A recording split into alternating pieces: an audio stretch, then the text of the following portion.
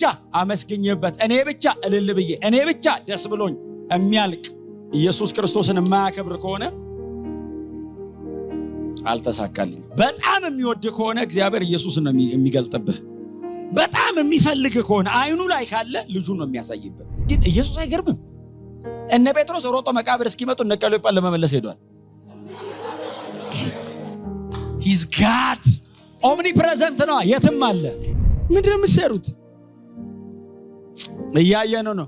ሂዱ። ሲሄድ እንዲህ እንዳያችሁት እንዲሁ ይመለሳል። ሃሌሉያ! እግዚአብሔር ከተጣራ ሰይጣንም ቢሆን አቤት ይላል። ማንም ዝም አይላትም። ሰይጣን ሆይ ያሉ አቤት። እግዚአብሔር ይገስጽ። እኛ በእግዚአብሔር እንገስጻለን። እግዚአብሔር ከሱ በላይ የለም፣ በራሱ ነው። እግዚአብሔር ይገስጽ አለውና ኢየሩሳሌምን የመረጠ። አሁን አንድ ግለሰብ ነው የቆመው። እግዚአብሔር የሚመልሰው የከተማ ነው። ምክንያቱም ኢያሱን ብቻ አይደለም የሚከሰው፣ ህዝቡን ነው። እግዚአብሔር የዋጀውን የኔ ነው ያለው ነው። ስለዚህ እግዚአብሔር ኢያሱን የመረጠ አይደለም ያለው፣ ኢየሩሳሌምን የመረጠ እግዚአብሔር ይገስጽ አለውና ይህ አለው ህዝቡን እኮ ነው። ከእሳት የተነጠቀ ትንታግ አይደለምን? ባቢሎን የብረት እቶን ናት፣ ታቀልጣለች። እሳቱ በኃይል ሲነድ ከመካከል ተስፈንጥሮ አምልጦ የሚወጣ እንጨት አለ። እንደሱ አይደሉም ወይ አለው። አምልጠው እኮ ነው የመጡት፣ የኔ ናቸው አለው። ከእሳት የተነጠቀ ትንታግ አይደለምን አለው። ውጣ ከመሃል አለው። ችግር ካለ እኔና ህዝቤ እንጨርሳለን አለ። እግዚአብሔር በሰይጣን በኩል ወግኖ ማናችሁንም አይመታም። አጠገባቸው ያለውን ሰው እግዚአብሔር በሰይጣን በኩል ቆሞ አይመታህም በሉት። ይሄ ሲስተማቲካሊ የጠቅላላ የመጽሐፍ ቅዱሳችን ትምህርት ነው። እግዚአብሔር በሰይጣን በኩል ሳይድ አያደርግም። ከቀጣህም እንዴት እንደሚቀጣህ ያውቅበታል። በሰይጣን በኩል አይመጣም። ውጣ አለው፣ አስወጣው። እድፋም ልብስ አልያዝክም አላለው። ኢያሱም አልለበስክም አላለው። ህዝቤ አልወደቀም አልደከመም አላለም። አንተ ውጣ አለው። እኔ አየለው ያለው።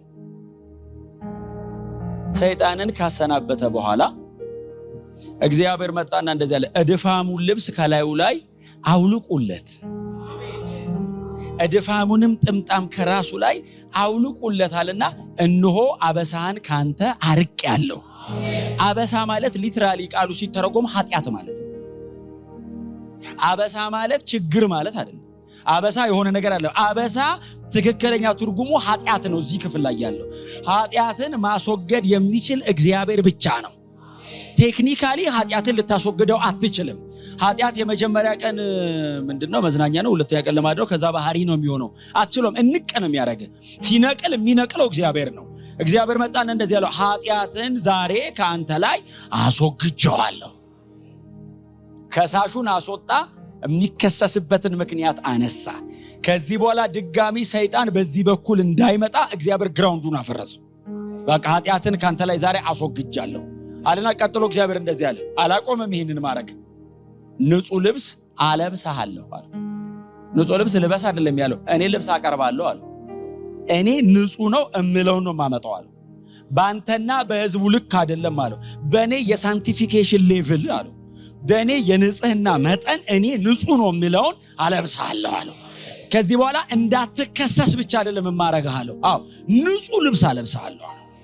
ይሄም ግን አይበቃህም አለው፣ በአደባባይ ላይ እሾምሃለሁ። እግዚአብሔር ልማዱ ነው እንዲህ ማድረግ። ኢያሱ ጋር አይደለም የጀመረው፣ እያደረገ ነው የመጣው። ከሳሽ አስወገደ፣ የሚከሰስበትን አነሳለት፣ ቀጥሎ ንጹህ ልብስ አለበሰውና ሾሞ ሰውየው። ይሄንን ብቻ ቢሆን ያደረገው ይሄ ታሪክ ዘካርያስ ምዕራፍ 3 ላይ አይገባም። ምክንያቱም እግዚአብሔር አሮጌ ያወለቀ አዲስ ሲያለብስ የመጀመሪያው አይደለም።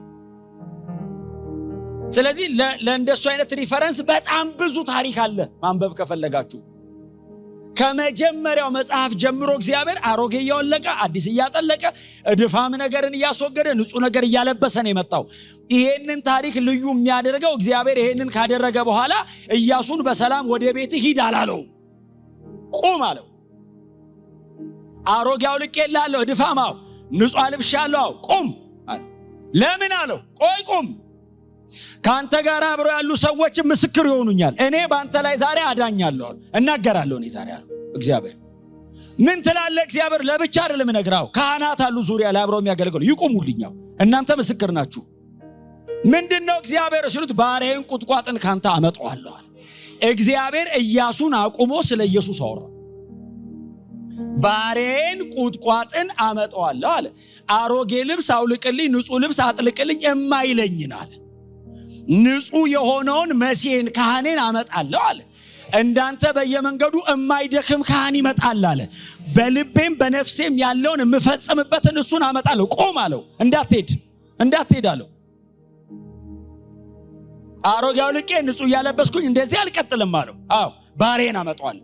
እግዚአብሔር ይሄንን ሲናገር ከ400 ዓመት በኋላ ስለሚመጣው ስለ ልጁ እግዚአብሔር ይሄንን እየተናገረ ኢየሱስ በቀኙ አለ። እልከዋለሁ እሱን አለ። ይመጣል አለ። እሱ ይመጣና ይገላግለኛል አለ። ስሙኝ፣ ቀጥሎ እግዚአብሔር እንደዚህ አለ። የሚመጣው ባሪያዬ ቁጥቋጥ ብቻ አይደለም ስሙ አለ። አንድ ድንጋይ አለ። ኢየሱስን እኮ ነው አለት። በዚያ አለት ላይ 7 አይን አለ። ፍጹም ዕውቀት ነው። ኖሌጁ አልቲሜት ነው። ፍጹም ዕውቀት አይን 7 ማለት 7 አይን የለውም ሲጀመር። እንደዚህ አይነትም አይን ላይ ያለው አይመስለኝም። መንፈስ ነው እሱ። ሁሉን ማወቁን እኮ ነው የሚያሳየው። ባሪያዬን እልከዋለሁ አለ። በልብ ያለውን በሙሉ ያውቃል አለ። መሻቴ እላዩ ላይ አለ። ከዛ ቀጥሎ እግዚአብሔር እንደዚህ አለ፣ የዚህን ምድር በደል በአንድ ቀን አስወግደዋለሁ። እግዚአብሔር የምድርን በደል በአንድ ቀን ያስወገደው እኮ ኢየሱስን መስቀል ላይ ገሎ ነው።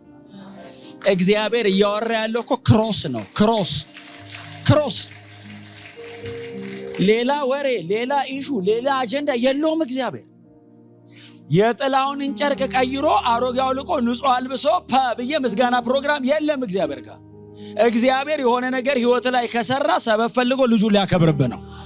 በእውነት ነው ማለት አልቲሜትሊ ከገባ እኔ እዚህ መጥቼ እንድሰብክ እዚህ መጥቼ እንዳገለግል እድል ሲሰጠኝ እግዚአብሔር አንድ የሆነ ጥሩ ቦታ ቆንጆ እንደዚህ አይነት ነገር የለም። እግዚአብሔር ልጁን ማክበሪያ ሰበብ አግኝቷል ማለት ነው እንጂ የኢያሱን ጨርቅ ቀይሮ ሌላ አልብሶት ጥቅሱስ ማስገባት አያስፈልገው። ዝም ብሎ በጓዳ አድርጎለት ጨርሶ ቻው ሊለው ይችላል። እግዚአብሔር ግን አቆመውና እንደዚህ ያለው ባሪያዬን እልከዋለሁ አለና የዚህን ምድር በደል በአንድ ቀን ከኃጢአት ጋር ያለኝን ጉዳይ በሱ በኩል እዘጋለሁ። ከዚህ በኋላ እኔ ኃጢአት ብዬ አላወራም ድጋሚ ኢሹ አይሆንም አለ። እዘጋለሁ አለ። የምድርን በደል ነው ማስወገደው በአንድ ቀን አለ። ይሄ ጌታችን ኢየሱስ ክርስቶስ በመስቀል ላይ የሚሞትባትን ቀን ብቻ አይደለም ዳግም ምጽአቱንም ደርቦ ነው የተነበየው ልጁ። እግዚአብሔር የፍጥረትን አካሄድ ቀይርበታለሁ አለ። ኢያሱ ሆይ ስማ አለው። እየሰማው ነው ሲል ብቻንም አይሆንም እናንተ ስሙ አለ አብራችሁ። እግዚአብሔር ምስክር ሰብስቦ ነው ያወራው ስለ ኢየሱስ። አልሰማውም እንዳትላለው። አንተ እንደዚህ የኖርክ ትሞታለህ አለው። ባሪያዬን ነው የምጠብቀው አለ። ቁጥቋጥ ኢየሱስ የእግዚአብሔር ባሪያ ነው። ኢየሱስ የእግዚአብሔር ባሪያ ነው። ይሄ መቼስ ምናልባት ዛሬ ጊዜው ስላልሆነ እንጂ የማርቆስ ወንጌል ስብከት አይደል? ኢየሱስ የእግዚአብሔር ታማኝ አገልጋይ እኮ የማርቆስ ወንጌል እኮ ነው። ማርቆስ ወንጌል እኮ ኢየሱስ እኮ የእግዚአብሔር ታማኝ አገልጋይ አይደል? ምዕራፍ 10 ቁጥር 45 አይደል? ማርቆስ ወንጌል ተሰብስቦ የሚቀመጠው ሙሉ ማርቆስ ወንጌል ቁጭ የሚለው እኮ ምዕራፍ 10 ቁጥር 45 ላይ ነው። የሰው ልጅ ሊያገለግል እንጂ ሊገለገል አልመጣም አለና እንዲያውም ነፍሱን ለብዙዎች ቤዛ አድርጎ ሊሰጥ ነው የመጣው። ይሄ የማርቆስ ወንጌል ሙሉ ሐሳብ። ኢየሱስ የእግዚአብሔር ታማኝ አገልጋይ ዝቅ ብሎ የሚያገለግል እግር የሚያጥብ እንዲያውም ማገልገሉ ነፍሱን እስከ መስጠት የሚደርስ ሰርቫንት እግዚአብሔር ባሪያ እሱ ነው። እልከዋለሁ በልቤ በነፍሴ ያለ ያደርግልኛል።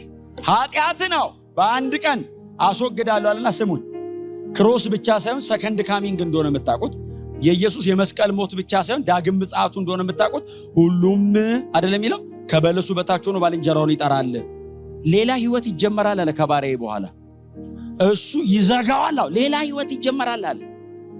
እግዚአብሔር የመስቀል ሞቱን ብቻ ሳይሆን ዳግም ምጽአቱንም ደርቦ ተናገረበት። ሌላ ህይወት ይጀምራል። እዘጋለሁ በልጄ በኩል አለ። ክብር ለኢየሱስ ይሁን።